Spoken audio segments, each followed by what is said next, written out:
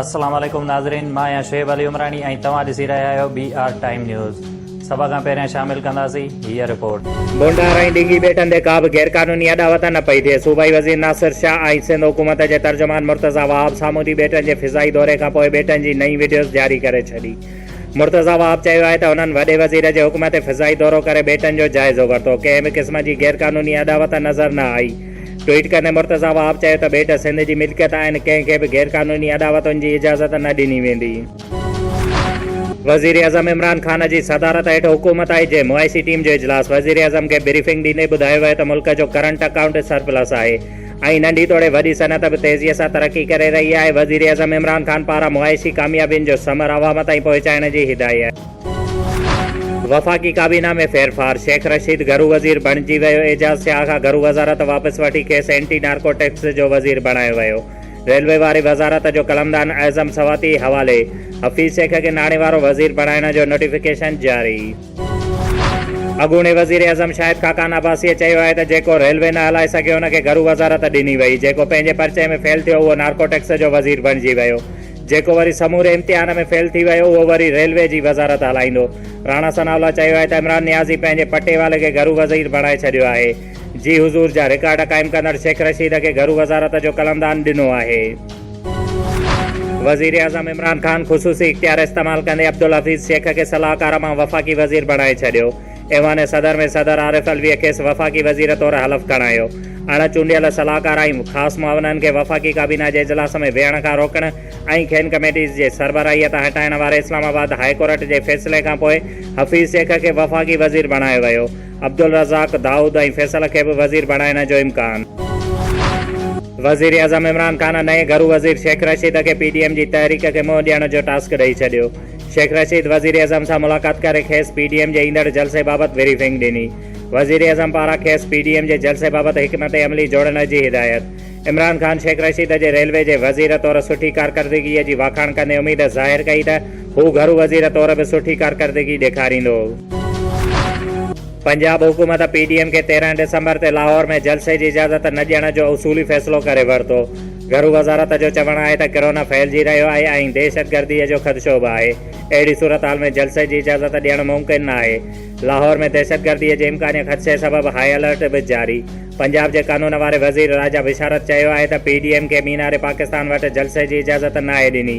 कानून जी भञकड़ी थींदी त ज़िम्मेवारनि ख़िलाफ़ सख़्त कार्रवाई थींदी। पीपुल्स पार्टीअ जे चेयरमैन बिलावल भुट्टो ज़रदारीअ जी जाती अमरा में नून लीग जी नायब सदर मरियम नवाज़ सां अहम मुलाक़ात। ॿिन्ही अॻुवाणनि 13 डिसंबर ते थींदड़ PDM जे जलसे जे इंतज़ामनि जो जाइज़ो वरितो। मुलाक़ात दौरान पंजाब हुकूमत पारां जलसे जी इजाज़त न ॾियण खां पोइ वारी सूरत हाल ते गौर कंदे चयो वियो त जलसो हर सूरत में कयो वेंदो।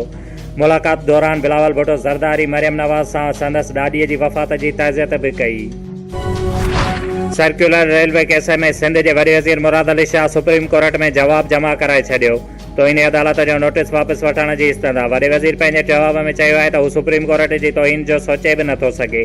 कराची सर्कुलर रेलवे जो इंतज़ाम रेलवे जी वज़ारत वटि आहे। रेलवे अमलदार सिंध हुकूमत खे हिकु फाटक बि ठाराए नथा ॾियनि। काबीना इजलास में मामले ते गौर कंदासीं। सिंध हुकूमत मनसूबे लाइ 3 अरब रुपया बि रखे रही आहे। बिलावल भुट्टो ज़रदारी सिंध असेंबलीअ में पीपुल्स पार्टीअ जे समूरनि मेंबर्स खां इस्तीफ़ाऊं तलब करे वरितियूं। वॾे वज़ीर मुराद अली शाह समेत समूरनि APS खे इस्तीफ़ाऊं 14 डिसंबर ताईं चेयरमैन सेक्रेटरीअ वटि जमा कराइण जी हिदायत। समूरनि मेंबर्स खे उहा हिदायत बि कई वई आहे त उहे हथ सां लिखियल इस्तीफ़ाऊं जमा कराइनि। ज़रियनि मूजिबि हिन महिल ताईं 22 MPs इस्तीफ़ाऊं पार्टी क़यादत वटि जमा कराए चुका आहिनि। लाहौर में रैली कढण तां नून लीग जी नायब सदर मरियम नवाज़ समेत 200 खां वधीक लीगी कारकुननि ते केस दाख़िल। लाहौर जे ग्वाल मंडी लोहारी गेट ऐं मज़ंग थाणनि ते केस दाख़िल कया विया। मोहम्मद जावेद खे बि नामज़द कयो वियो। साउंड सिस्टम फराहम कंदड़ अब्दुल रहमान ऐं मरियम नवाज़ समेत ॿियनि अॻुवाणनि खे मानी खाराईंदड़ होटल मालिक बि FIR में शामिल। नून लीग जे 100 खां वधीक अणॼातल कारकुननि ख़िलाफ़ बि केस दाख़िल। पढ़ीदन शहर में मंझंदि जे वक़्तु अणएलानियल अचानक मुकमल लॉकडाउन करायो वियो, जंहिंमें शहर जे समूरनि मार्केट्स खे बंदि कराइण समेत सब्ज़ी किरियाना फ्रूट ऐं मेडिकल स्टोर्स पिणु बंदि कराया विया।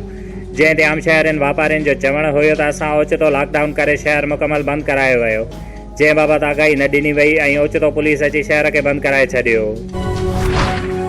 सुप्रीम कोर्ट ऑफ पाकिस्तान जे हुकुम तहत सरकारी ज़मीनूं ख़ाली कराइण लाइ शहीद बेनज़ीराबाद जे बेले खाते जे अफ़ीसरनि हुकुम जी भञ कड़ी कंदे पैसनि सां खीसा गरम करणु शुरू करे ॾिना।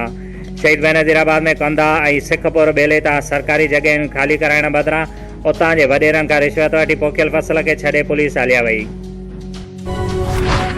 SRP जे बरतरफ़ कयल मुलाज़मनि पारां प्रेस क्लब नौशर फिरोज़ अॻियां नौकरियुनि ते वापसि बहाल न करण ख़िलाफ़ एहतिजाजी मुज़ाहिरो कयो वियो। जंहिं मौक़े ते उन्हनि जो चवणु हुयो त असांखे 4 सालनि खां बेरोज़गार करे गैरक़ानूनी तरीक़े सां बरतरफ़ कयो वियो आहे ऐं हुननि चयो त 3400 एहलकार बरतरफ़ कया विया हुया, जिन मां सिर्फ़ु पंहिंजा मनपसंदि 141 ॼणनि खे बहाल कयो वियो आहे, बाक़ी असांखे नाहे बहाल कयो वियो। जंहिं ते हुननि जो चवणु हुयो त जल्द असांखे बहाल कयो वञे, न त ॿी सूरत में एहतिजाज जो दाइरो वधायो वेंदो। पटीदन जे रहवासियुनि इमदाद, रफ़ीक, मंसूर, ज़ुबैर, राजपारस होटरनि जे नाजाइज़नि ख़िलाफ़ प्रेस क्लब नौशर फिरोज़ अॻियां एहतिजाजी मुज़ाहिरो कंदे चयो आहे त ॾाॾे ऐं असांजे पीउ जी गॾियल मिल्कियत हुई, जंहिं ते असांजा सोट कब्ज़ो करे वेही रहिया आहिनि, जॾहिं त शहर जा 2 दुकान पिणु हुननि असांजी लिखत खां सवाइ खपाए छॾिया आहिनि ऐं असांजे मिल्कियत घुरण ते असांखे मौतमार धमकियूं ॾेई रहिया आहिनि। जंहिं ते हुननि जो चवणु हुयो त जवाबदारनि ख़िलाफ़ जल्द कार्रवाई करे असांखे इंसाफ़ फ़राहम कयो वञे। Nawabshah additional deputy commissioner Junaid Hamid समो न्यूट्रिशन प्रोग्राम बाबति डिस्ट्रिक्ट कोऑर्डिनेशन कमेटीअ जे थियल इजलास जी सदारत करे रहियो आहे। शोएब अली उमराणीअ खे ॾींदा इजाज़त। वधीक ख़बरुनि ऐं अपडेट्स लाइ ॾिसंदा रहो BR टाइम न्यूज़।